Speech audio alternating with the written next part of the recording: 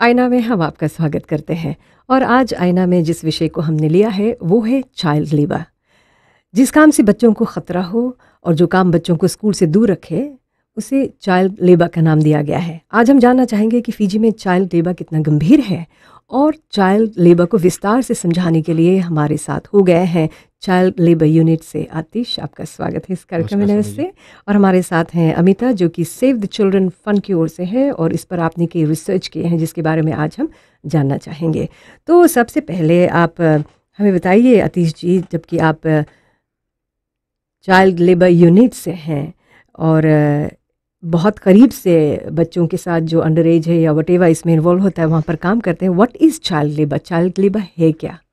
जी हाँ, धन्यवाद शमी जी। पहले तो हम ये बताना चाहते हैं कि जो हमारे कानून है ये 2008 में असर में आई है और तब से हमने देखा है कि जो चाइल्ड लेबर इश्यूज़ है हम देखे हैं, जो बच्चों को जो हम कहते हैं कि जो बाल मजदूरी ना उस पर काफ़ी काम हो चुका है। और हमने देखा है कि जो मिनिमम एज है वो हमने फ़िजी में लाए और उसके बाद में फिर हमने देखा कि जो कंडीशंस है बच्चों के लिए काम करने, अगर वो काम करते हैं तो उन्हें स्कूल के बाद में ही कुछ समय मिलता है काम करने के लिए।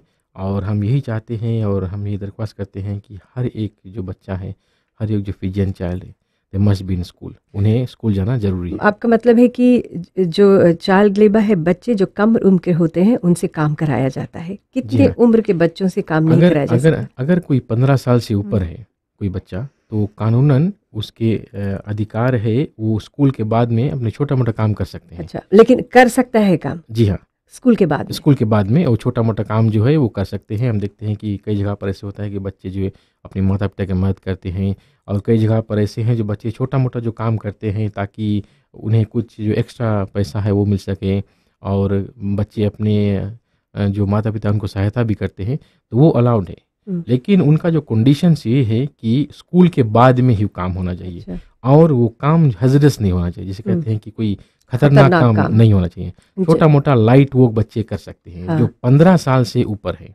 अच्छा। और 15 साल से जो 15 और 13 के बीच में है वो केवल फैमिली ओरिएंटेड बिजनेस में काम कर सकते हैं। जैसे है कि अगर उनके जो माता पिता है कुछ छोटे मोटे बिजनेस करते हैं तो उनके साथ काम जैसे दुकान में हेल्प कर दिया या आफ्टर आवर्स तरकारी भाजी बेचने चले गए, जगह जगह छोटा मोटा काम करते हैं ना। अच्छा, तो आपने ये बताया कि कितने उम्र के लोग हैं, तो सेव द चिल्ड्रन फंड है, क्या वो भी चाइल्ड यूनिट लेबर यूनिट के साथ बहुत नज़दीक से काम करती है? जी हाँ, हम जो सरकार है उनके साथ बहुत करीब से मिलकर काम करते हैं। जैसे मिनिस्ट्री ऑफ लेबर हुआ, मिनिस्ट्री ऑफ एजुकेशन हुआ, सोशल वेलफेयर डिपार्टमेंट हुआ और इमिग्रेशन डिपार्टमेंट हुआ, इन सबों के साथ में हमारी जो संस्था है ये मिलकर काम करती है।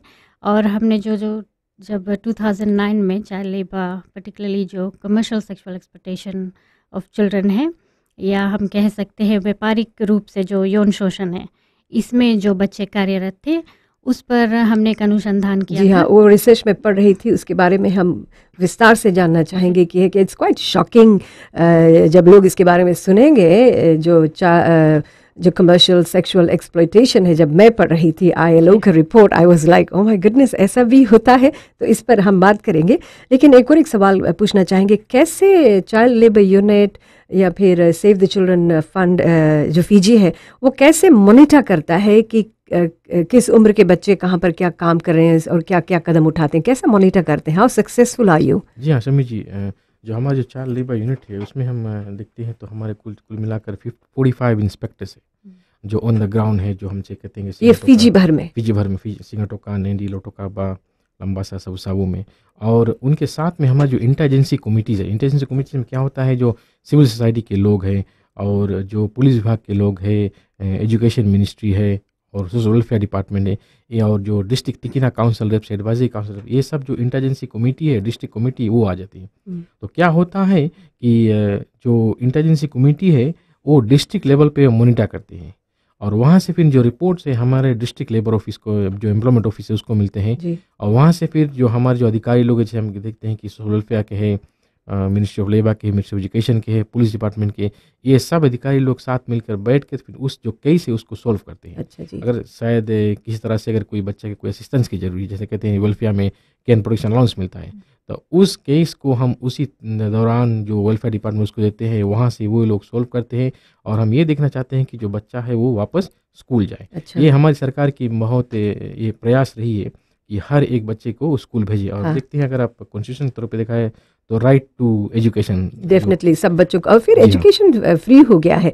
अब मैंने इस सब्जेक्ट को, चाइल्ड लेबर को, इसलिए लिया क्योंकि भी स्कूल की छुट्टियां आने वाली हैं और स्कूल की इन छुट्टियों में बच्चे शायद नौकरी करने के लिए जाएंगे। तो मैंने सोचा कि पेरेंट्स को समझाना चाइल्ड लेबर क्या है, और इसके बगैर भी जो बच्चे स्कूल जाते हैं वो तो आफ्टर आवर्स जाकर या छुट्टियों में काम करेंगे, लेकिन कुछ ऐसे बच्चे हैं अभी पीजी में हैं जो स्कूल नहीं जाते हैं और नौकरी करते हैं। कल मैं और अमिता हम लोग यहाँ पर बैठे थे, बात कर रहे थे, तो कुछ बच्चे आए, मैं उनसे बातचीत करने लगी। मैंने कहा कि तुम्हारी उम्र क्या है? उन्होंने कहा 16 साल, एक ने कहा 15 साल।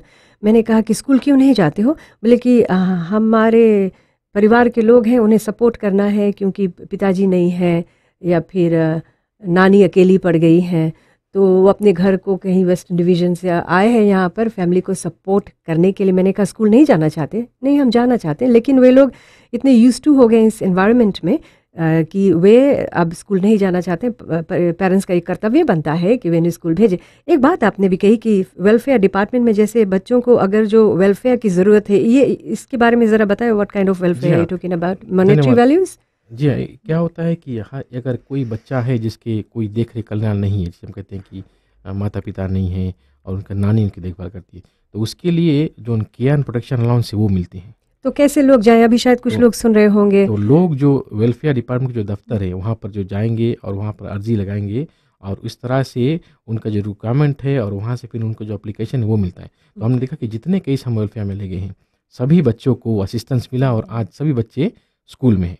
और हम ये भी कहना चाहते हैं कि जो पेरेंट्स और जो गार्डियंस हैं, कभी कभी ऐसा हो जाता है कि उनको भी एक जिम्मेदारी बनती है कि वो जाकर इन बच्चों को स्कूल भेजें और अधिकारी लोग से पता लगाए कि क्या उन्हें क्या करना चाहिए, ताकि हम ये देख सके कि जो हमारा अल्टीमेट गोल है कि जो बच्चा है वो स्कूल में रहे। हाँ। हम ये नहीं चाहते हैं कि बच्चे ऐसे रास्ते पर घूमें। हाँ, और स्कूल छोड़कर और फिर दिन के समय अभी जब बच्चे एग्ज़ाम जिनको एग्ज़ाम करना चाहिए, स्कूल पढ़ना चाहिए। मैंने देखा यहाँ फिजी में भी कई शहरों में ऐसे बच्चे हैं जो स्कूल नहीं जाते हैं और रोज़ी रोटी कमाने के लिए कुछ ना कुछ बेचते रहते, रोटी पाल से बेचते रहते।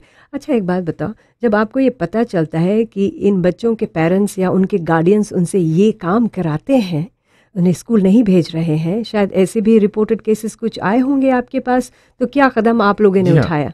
अगर कोई ऐसा करता है तो कानूनन जुर्म है।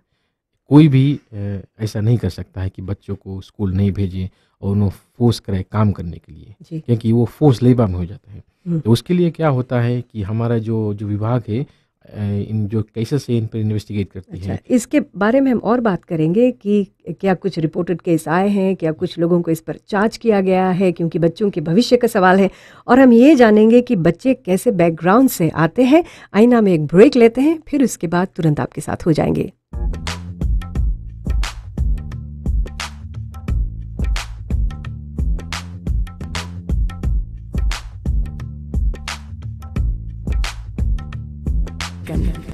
आईना का ये कार्यक्रम है, चाइल्ड लेबर के बारे में हम बात कर रहे हैं। आज आईना में हमारे साथ है आतिश, चाइल्ड लेबर यूनिट की ओर से, और अमिता जो सेव द चिल्ड्रन फिजी की ओर से आई हुई हैं। तो हमें आप बताइए कि जो बच्चे स्कूल नहीं जाते हैं, कम उम्र में सड़कों पर हैं, पैसा कमा रहे हैं परिवार को सपोर्ट करने के लिए, ये बच्चे कैसे बैकग्राउंड से आते हैं? जी समी जी, हमारे जो तहकीकात तक हम देखा है कि कई से बच्चे हैं जो शायद जिनके माता पिता नहीं हैं, और कई से बच्चे हैं जो शायद माता पिता साथ में नहीं रहते हैं।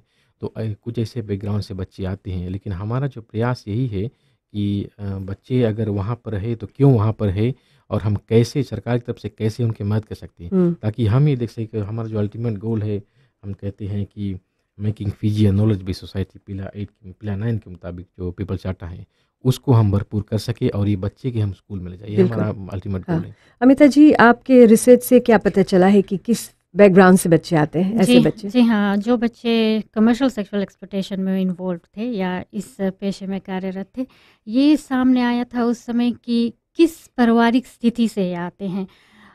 देखा जाए ज़्यादा करके वो बच्चे जहाँ वो ज़्यादा हिंसा के शिकार होते हैं, फैमिली प्रॉब्लम्स फैमिली प्रॉब्लम्स या वायलेंट फैमिलीज जहाँ पर बहुत ज़्यादा हिंसा के शिकार होते हैं और माँ पिता में भी बहुत ज़्यादा लड़ाई या कचकच होती है, ऐसे फैमिली बैकग्राउंड से आते हैं।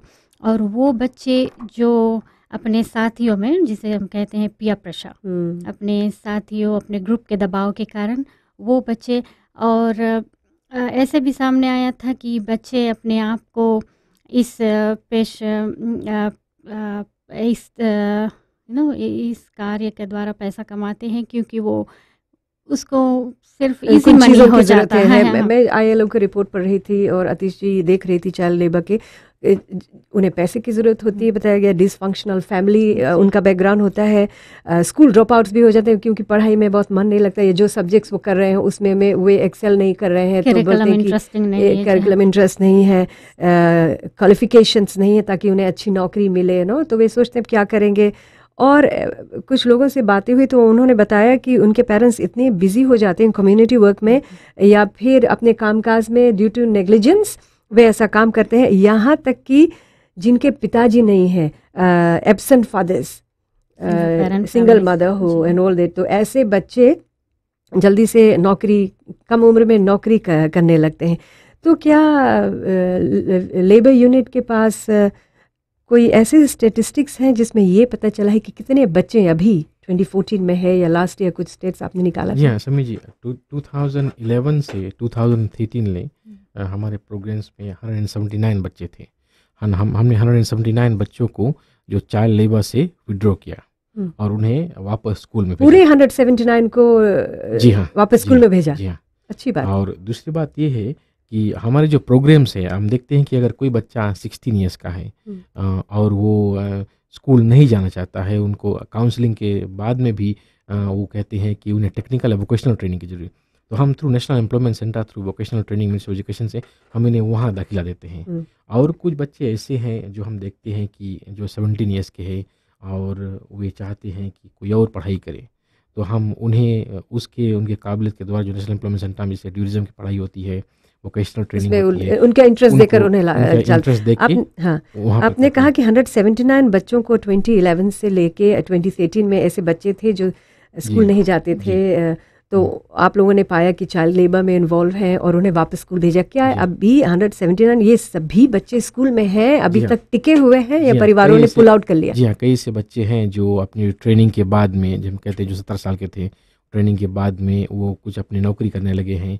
कई से बच्चे हैं जो अभी भी स्कूल में हैं। और हम देखते हैं जो 2009-10 में जो हमारे फिगर्स काफ़ी हाई थे, 12, 13 और फिर अब जो 14 देखते हैं तो 2013 में फर्स्ट 6 मंथ्स में हमारे पास 39 केसेस थे चाइल्ड लेबर के।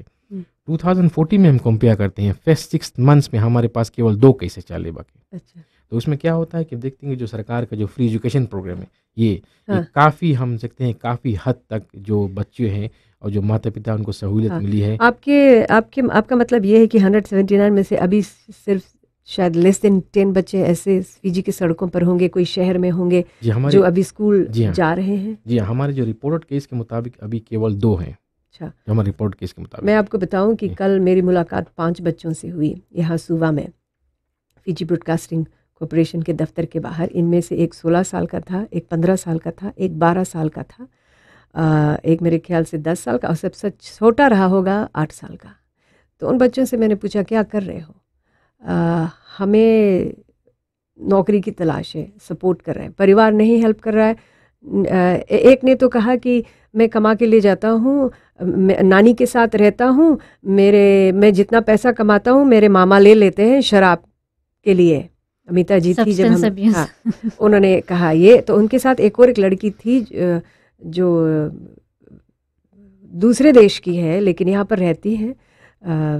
वो उनकी मदद कर रही हैं किसी तरह से, पैसे से नहीं बल्कि उन्हें कुछ बना कर देती है कि ले जाओ भाई तुम बेचो और उससे पैसा जो है आता है। तो मेरे ख्याल से अभी चाइल्ड लेबर यूनिट को शायद आपके जो एजेंसीज हैं या लोग काम कर रहे हैं, they might look into this. अब मैं ये जानना चाहती हूँ, मैं पढ़ रही थी, उन्होंने इसमें लिखा था ओवर 300 चिल्ड्रन हैं ये हैजार्डस खतरे वाले काम करते हैं। तो हमें आप बता सकते हैं कि ये खतरे वाले काम जो ये बच्चे कर रहे हैं, जिनसे आप लोग मुखातिब हुए, किस तरह के खतरे वाले काम कर रहे थे, या खतरा वाला काम क्या होता है इन चाइल्ड लेबर? जी हाँ, जो जो चाइल्ड लेबर यूनिट हमारे दिखते हैं, जो कानून के मुताबिक हमारे पास जो हैजरस वर्क प्लेस लिस्ट है, इसे हम कहते हैं केन हार्वेस्टिंग जी ले लिया जाए, ये खतरे वाली काम है। हाँ, जो बोतल कलेक्टिंग है, हाँ। ये खतरे वाली काम है। और जिन पर बच्चों के शरीर को कोई खतरा हो या स्ट्रेन हाँ। हो जाए। मैं कुछ केसेस इस एक ब्रेक के बाद जी कुछ इंसिडेंट्स रिलेट करना चाहूँगी, कुछ बच्चों के साथ हुआ ब्रेक के बाद। और ब्रेक के बाद हम ये जानना चाहेंगे the worst form of child labour reported cases क्या है जो आप सुन रहे हैं। आपको काफ़ी शौक होगा ये जानकर कि काफ़ी कम उम्र के बच्चे कमर्शियल सेक्स, जो सेक्स एक्सप्लॉयटेशन है उसमें है। अगर जो आप हमारे पास कॉल करके हमें कुछ बताना चाहते हैं, इस पर और बात करना चाहते हैं, तो आप हमें आईना के इस कार्यक्रम में कॉल भी कर सकते हैं। एक ब्रेक के बाद तुरंत वापस लौटेंगे।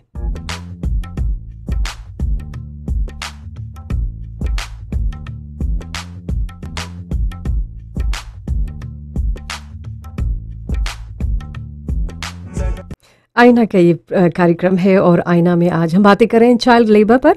हमारे साथ हैं चाइल्ड लेबर यूनिट से अतीश जी और सेव द चिल्ड्रन फीजी से अमिता जी। एक रेशमी धागों से बना है आपका परिवार ना, अभी सुना हमने।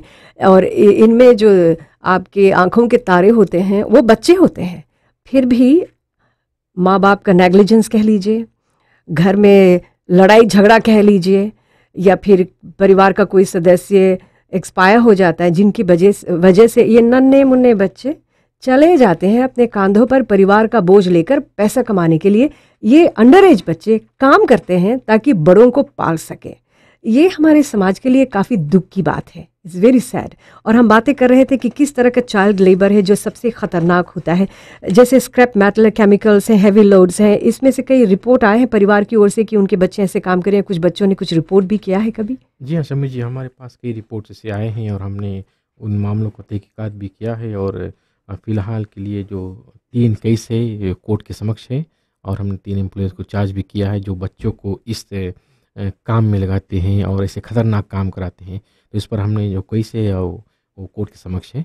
और हम यही देखना चाहते हैं कि हर एक बच्चा हमारे जो पीजी का है, हर एक बच्चा है वो ऐसा काम ना करे, ख़तरनाक काम ना करे। क्योंकि ऐसे हो जाता है कि उनको चोट लगती है, फिर वहाँ पर वो स्कूल नहीं जा पाते हैं, और फैमिली के ऊपर एक बोझ हो जाता है कि बच्चे को जो अस्पताल ले जाने का, और दौड़ते हैं उनका मेडिकल बिल जो, वो सब चीज़। तो उसके लिए हम ये कहना चाहते हैं कि अगर बच्चे ये काम नहीं करेंगे, अगर पढ़ाई में ध्यान देंगे, क्योंकि उनके समय मिलता है पढ़ने के लिए, तो ऐसा काम जब नहीं करेंगे तो उन्हें चोट चपेट नहीं लेगा। तो हमारे यही हमें लोगों से यही मेरी मांग है कि अगर कोई बच्चा इस तरह से काम करता है, आप देखते हैं, तो आप तुरंत हमें संपर्क कर सकते हैं।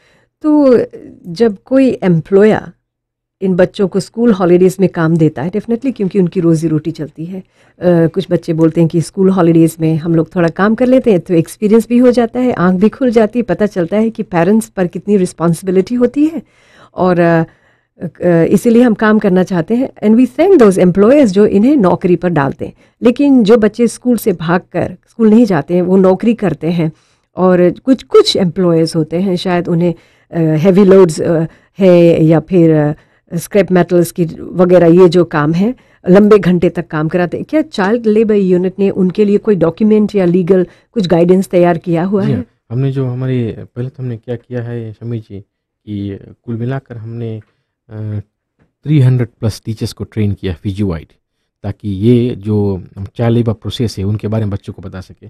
फिर हमने एम्प्लॉयर्स को ट्रेन किया है कि क्या है चाइल्ड लेबर, और हमने देखा है कि कई ऐसे हमारे एम्प्लॉयर्स है जो स्कूल के बाद में ही बच्चों को काम कराते हैं सीमित समय के लिए, और उन्हें सपोर्ट भी करते हैं। कई ऐसे एम्प्लॉयर्स है जो बच्चे के लिए स्कूल की चीज़ खरीदते हैं, कई जगह पर हम देखते हैं बच्चों के पूरा सपोर्ट करते हैं जो एम्प्लॉयर्स। ये काम के बाद में बच्चे छोटा मोटा काम उनके करते हैं, लेकिन ये अपने जो सोशल रिस्पॉन्सिबिलिटी है उसके तहत कई ऐसे बच्चों को सपोर्ट करते हैं। हम उन्हें पहले बात तो हम धन्यवाद देते हैं कि उन्होंने जो ऐसी जो रिस्पॉन्सिबिलिटी है वो ली। और दूसरी बात यह है कि अगर कोई बच्चा आफ्टर स्कूल काम करता है, तो उनका जो काम करने का तरीका है और जो क्या काम करते हैं उस पर हम जो हमारे इन्वेस्टिगेटर्स है वो गौर करते हैं। देखिए कि अगर स्कूल हॉलीडेज में है तो कि एक बच्चा केवल 8 घंटा ही काम कर सकता है, लाइट वर्क 8 घंटा से उपरांत नहीं। एक कॉलर को हम लेते हैं अतीश जी, देखते हैं ये क्या कहना चाहते हैं। नमस्ते, आपका स्वागत है, आपका नाम बताइए और कहाँ से आप कॉल कर रहे हैं? राम बेटा जी राज लोटका से, दोनों मेहमान के भी राम राम। जी भाई अभी लड़के से सुना, बड़ा अच्छा लगा कि इंटरव्यू करा और वो बताइए कि हम पैसा कमाता नाना कौन सी दारू में यूज कर ले। बात तो बड़ा अच्छा लगी, मैं उससे पूछना चाहता हूँ उसके बारे में फिर आगे आप कुछ एक्शन लिया? हमारा तो विचार है उसके चेहरे नाम पता सब लेके वैसा आदमी के कड़ा सजा मिलना चाहिए बेटी। और काम जो है हम भी काफी छोटा काम करा है, खेत में है हमारा, छोटा बड़ा हुआ कोई 14-15 साल के, फ्लो वगैरह चला, खेती बाड़ी काम किया। और अगर छोटा लड़का काम करे है कोई 12-14 बरस के, तो दुकान वगैरह में तो उससे उतना काम लेना चाहिए। कोई पैकिंग कराना है, झाड़ना पूछना है, 10-15-18 किलो तक के अगर कोई पार्सल कोई ले जाए सके उतना काम लेना चाहिए, लिमिट उसके अनुसार। अच्छा जी। और फिर हमारे काम है लेबर डिपार्टमेंट के चाहिए कि सब डिपार्टमेंट में हरदम देखते रहो अचानक से जाके, क्योंकि बहुत जगह तलब के बारे में कंप्लेन आई है कि आदमी तलब दिया जाए, बुक में कुछ और साइन कराया जाए, तलब कुछ और रहे ना।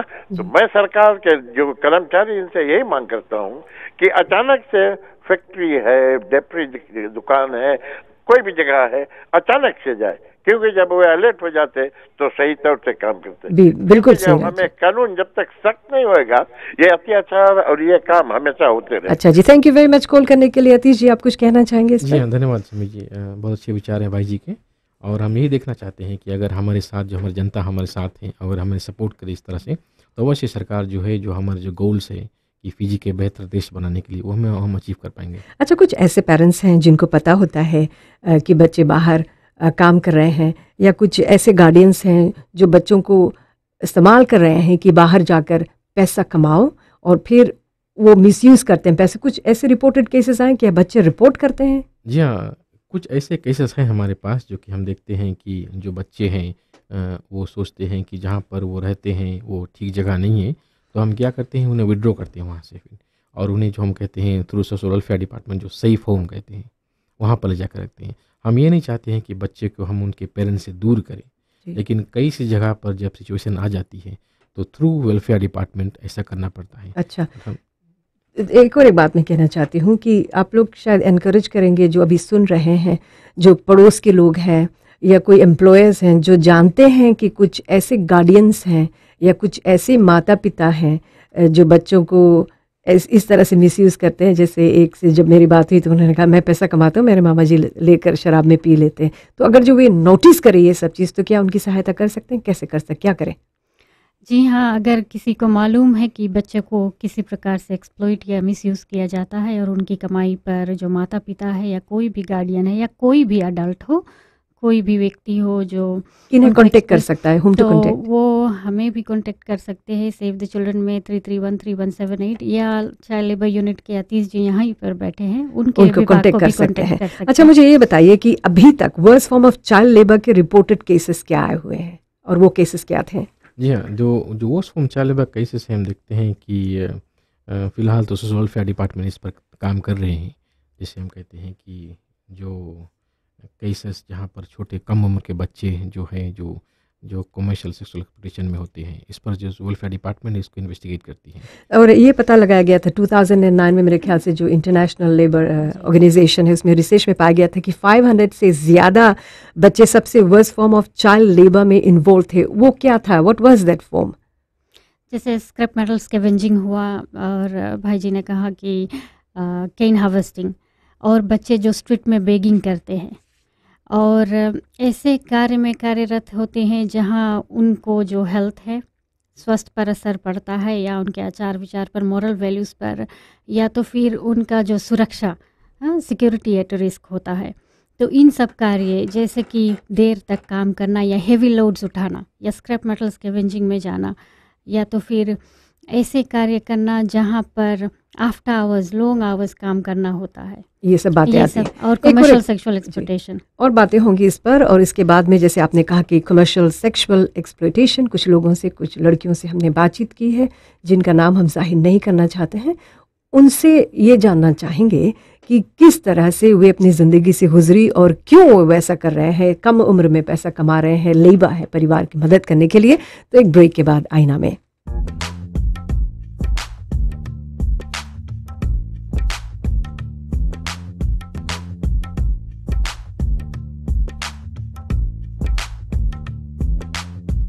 आईना का ये कार्यक्रम है, चाइल्ड लेबर पर बातें हो रही हैं। हमारे साथ हैं चाइल्ड लेबर यूनिट के अतीश जी और सेव द चिल्ड्रन फीजी की अमिता जी। तो 2009 में ILO रिसर्च में पाया गया कि 109 बच्चे हैं, 109 बच्चे जो हैं वो कमर्शियल सेक्सुअल एक्सप्लॉयटेशन के शिकार थे। और ये चाइल्ड लेबर बहुत ही बदसूरत रूप है फीजी में, जो इट इज़ टेरिबल।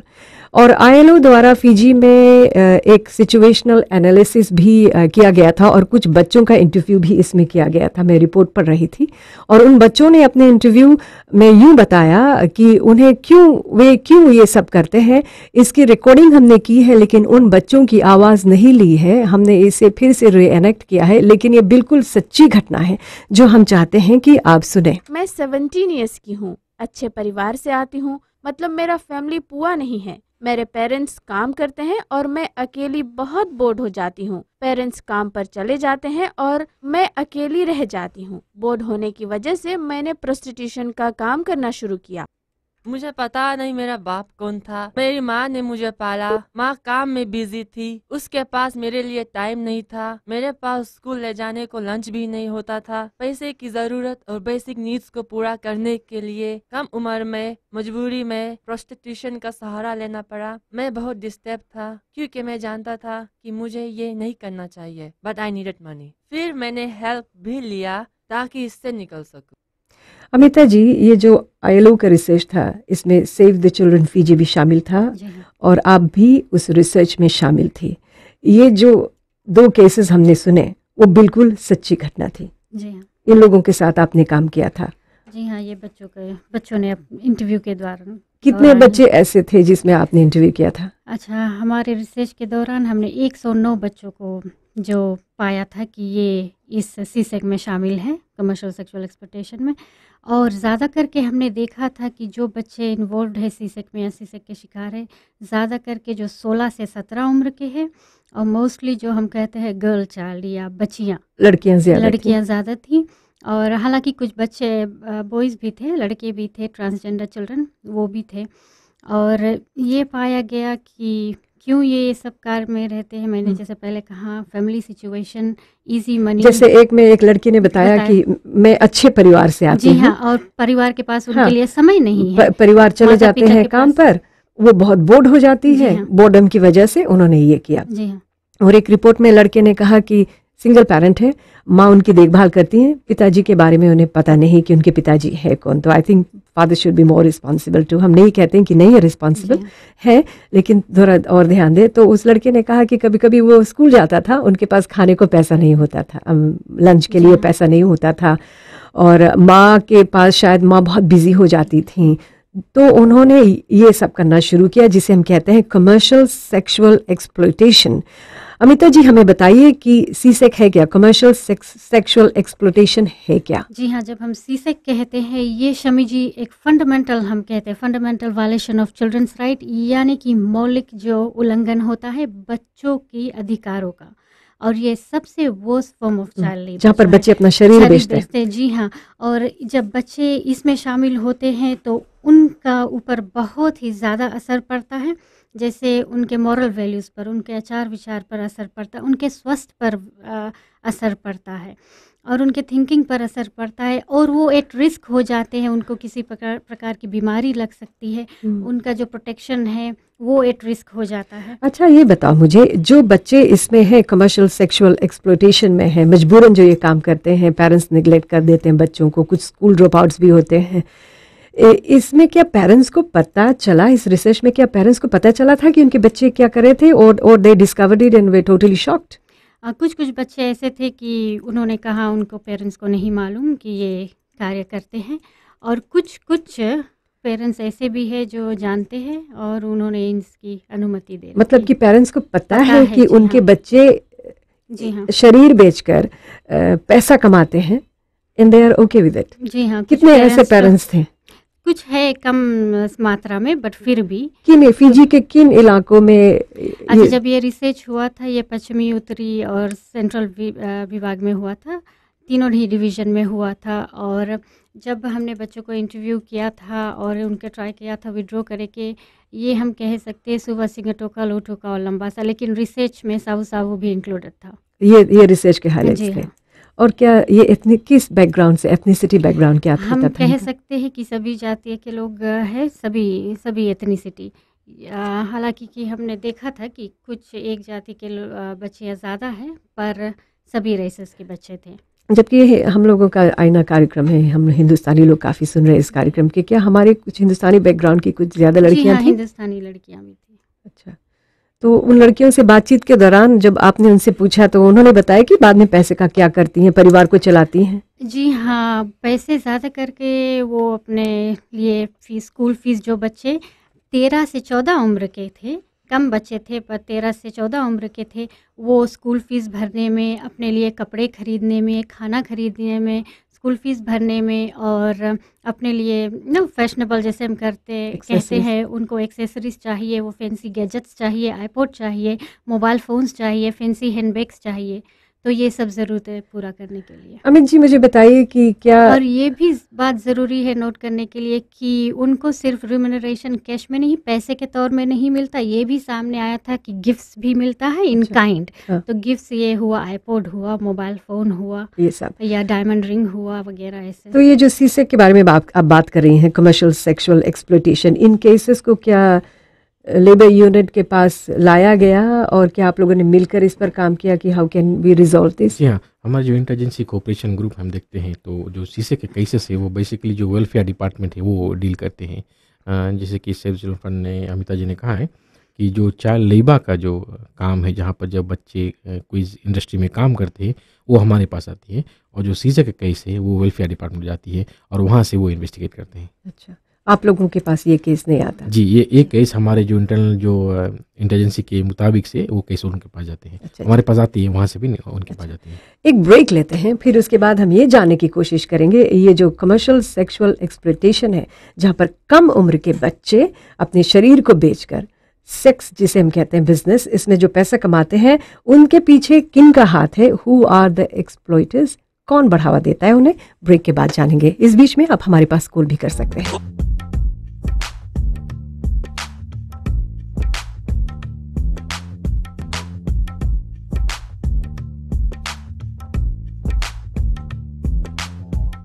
आईना के इस कार्यक्रम में हम बातें कर रहे हैं चाइल्ड लेबर यूनिट के अतीश से और सेव द चिल्ड्रन फीजी की अमिता से। और अभी जबकि स्कूल की छुट्टियां आ रही हैं, बच्चे नौकरी करेंगे और हम उन एम्प्लॉयज़ को थैंक करना चाहेंगे जो बच्चों को नौकरी पर रखते हैं, लेकिन चाइल्ड लेबर के जो रेगुलेशन है उसे ध्यान में रखकर। और हम ये भी बातें कर रहे हैं कि कुछ ऐसे बच्चे हैं जो चाइल्ड लेबर में इन्वॉल्व हैं, लेकिन जो काम वो कर रहे हैं वो बहुत दर्दनाक है, क्योंकि शायद इनके पास जो वो क्वालिफिकेशंस ना हो जहाँ पर वो अच्छी नौकरी मिले, या इतने डिस्टर्ब बच्चे, इतने डिप्रेस्ड हैं कि वे चले जाते हैं कमर्शियल सेक्सुअल एक्सप्लॉयटेशन में। तो मतलब कि ये बच्चे तो मजबूरन होकर काम करते हैं, जो हमारी सोसाइटी उनकी मदद कर सकती है। इसका मतलब ये है कि कुछ लोग हैं जो इन्हें बढ़ावा दे रहे हैं। रिसर्च में क्या पता चला? हुआ द एक्सप्लॉयटर्स? अच्छा, रिसर्च से ये सामने आया था उस समय कि ये मोस्टली मेल्स, जो हम कहते हैं पुरुष लोग, ये एक्सप्लॉइट करते हैं बच्चों को इस क्षेत्र में। और ये जो एक्सप्लॉइटर्स होते हैं, ये कोई भी हो सकता है, बहुत वैज्ञानिक, बहुत विद्वान, पढ़ा लिखा व्यक्ति हो या कम पढ़ा लिखा हो या कभी स्कूल नहीं गया हो। मोस्टली पुरुष लोग, जो हम कहते हैं लोकल, स्थानीय लोग, ये बच्चों को बढ़ावा देते। हालांकि हम ये नहीं कहते सिर्फ पुरुष लोग, कुछ फीमेल्स भी हैं, विमेन हैं जो चाइल्ड एक्सप्लॉयटर्स है, कुछ महिलाएं भी हैं, ये भी बच्चियों को या बच्चे को बढ़ावा देती हैं इस क्षेत्र में, क्योंकि उसे हम जैसे कहते हैं फैसिलिटेटर्स या पिम्स। ये उनके लिए क्लाइंट्स खोज कर लाती हैं और बीच में ये भी पैसा कमाती हैं और बचा पैसा बच्चों को। कितने बच्चे हैं, कितनी उम्र के बच्चे हैं जो सीसेक में इन्वॉल्व हैं? हमने कहा जितना एक जो सबसे कम उम्र का बच्चा जो रिसर्च में सामने आया था, वो 12 साल का। इतने कम उम्र में, इतने कम उम्र में। और जो ज़्यादा हाया एज ब्रैकेट में था वो 16 to 17 ईयर्स, 16 से 17, और 13 से 14 वर्ष के। तो जो एक्सप्लॉइटर्स थे जो रिसर्च में आपने पाया था, अभी तो हमारे पास कुछ फिगर्स नहीं हैं और ना ही हम कुछ केसेस के बारे में बात कर सकते हैं अभी, लेकिन उस दौरान जो ये सब पता चला था तो क्या उसे ट्रैक किया गया था, कुछ लोगों को चार्ज भी किया गया था? जी हाँ, जो एक्सप्लॉइटर्स होते हैं। सरकार काफ़ी काम, जब इंफॉर्मेशन उनको मिला था तो इन्वेस्टिगेशन हुआ था, और केसेस के बारे में तो हम नहीं बात कर सकते, पर जो सरकार का विभाग है जो ये इन्वेस्टिगेशन करता है, जैसे पुलिस डिपार्टमेंट है या इमिग्रेशन डिपार्टमेंट, वो अपना कार्य करता है। कुछ पता चला कि जो सरकार का जो भी विभाग है उन्हें फॉलो अप किया तो आउटकम क्या हुआ था? जी, कुछ अगर लोगों अपना हमने देखा था पिछले 2 साल में या लास्ट ईयर आई थिंक, 2 जो लोग फैसिलिटेट करते थे उनको चार्ज किया गया था कोर्ट के सामने भी। जी हाँ, फिर सज़ा वगैरह भी मिली? जी हाँ, सज़ा वगैरह भी मिली। 2009 में सेव द चिल्ड्रन फीजी ने सर्वे में 104 बच्चों का इंटरव्यू किया था जो कमर्शियल सेक्सुअल एक्सप्लॉयटेशन में इन्वॉल्व थे, जिसमें 78% फीमेल्स और 22 मेल्स भी थे। तब से लेकर अभी तक क्या इसमें कोई सुधार हुआ है? जी हाँ, इस रिसर्च के बाद हम चुप नहीं बैठे थे। ILO ने हमें फिर से फंड किया था, हमने एक प्रोजेक्ट प्रपोजल एक प्रोग्राम के द्वारा जी। तो उस समय हमने क्या किया था, प्रिवेंशन, जो जागरूकता लाई थी, टीचर्स के साथ में बहुत काम किया, वर्कशॉप्स किया, ट्रेनिंग किया, ताकि वो देख सके स्कूल में अगर कोई रिस्क फैक्टर्स है तो वो चौकन्ना हो सके। वो अपना एक्शंस प्लान्स भी डेवलप किया था, और ये हमने तीनों डिविजनल लेवल पर, सेंट्रल, वेस्टर्न, नॉर्दर्न, तीनों डिवीजन में किया था। बच्चों के भी साथ, स्कूली बच्चों के साथ भी हमने वर्कशॉप्स किया। और वो बच्चे जो एट रिस्क होते हैं, और एट रिस्क जब हम कहते हैं वो बच्चे जो स्कूल से ड्रॉप आउट हो गए, या तो फिर सिंगल फैमिली से आते, या ऐसे फैमिली से आते हैं जहाँ बहुत वायलेंस है, तो उन बच्चों के साथ में भी हमने स्किल्स ट्रेनिंग किया और ब्रिजिंग प्रोग्राम में उनको शामिल किया और उनको मेन स्ट्रीम भी किया फॉर्मल स्कूल सिस्टम। एक कॉल लेते हैं, फिर उसके बाद इस विषय पर आगे बढ़ेंगे। नमस्ते, आप कौन है, आपका नाम, कहाँ से कॉल कर रहे हैं? नमस्ते शमी जी, हम अभिनव से बात कर रहे हैं नरसिम्हा से जी। और जहाँ तक लड़कियों की बात आते हैं, लड़कों का जहाँ कम उम्र में, मुझे पता है, मैं भी यहाँ पर में रहता हूँ, हम देख रहे हैं हमारे सामने कि कई कम उम्र में लड़कियां जो है अपने शरीर को बेचती हैं और लड़के जो है ज़्यादा पैसा देते हैं, ये सिर्फ सेक्स के लिए।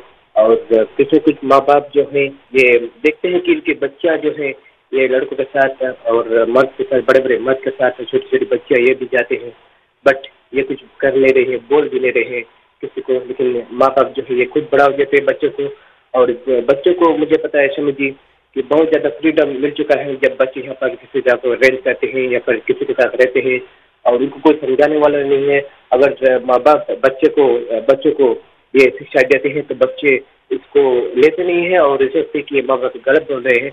और मैं भी देख रहा हूँ हमारे सामने यहाँ पर हो रहा है, कई दुकानों में हो रहा है, कई बड़े बड़े जगह पर हो रहे हैं, बच्चे जो है बेचकर अपने पैसे कमाते हैं और वो पैसे ऐसी जगह में जाते जाकर क्लब्स में जाते हैं और ऐसे चीज खेलते जो हमारे काबिल नहीं है।